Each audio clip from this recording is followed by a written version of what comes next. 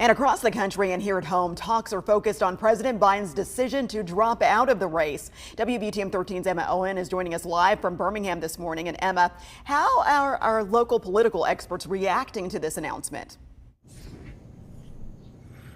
Well, Carla, on the Republican side, they say that they believe the president was forced to step down, which could break trust among Democratic voters. Democrats we spoke with, though, believe the party will unite in order to support Vice President Kamala Harris. Now, WVTM 13 spoke with former Alabama State Representative and former Jefferson County Republican Party Chairman Paul DeMarco following yesterday's announcement. He believes power brokers in the Democratic Party made President Biden drop out because they didn't think he could beat Donald Trump. DeMarco says he believes, quote, backroom deals like this will make voters distrusting of politics. We're less than about 100 days until the election. In this last-minute decision by power brokers, folks don't like that. They don't like it in Alabama, and I don't think they're going to like it across the nation.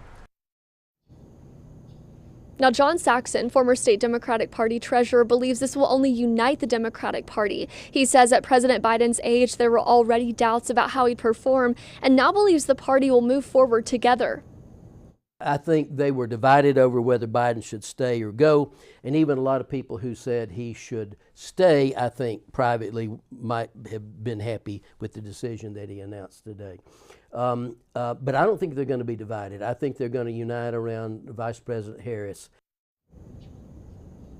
Now, there are a few reasons Saxon believes the Democratic Party will move forward with Vice President Harris. One being that President Biden endorses her. Another, her political experience. Also, the demographics most responsible for putting President Biden in the White House, African Americans and women's. Additionally, Saxon also believes there are no obvious frontrunners who would challenge the vice president. Live in Birmingham, Emma Owen, WVTM 13.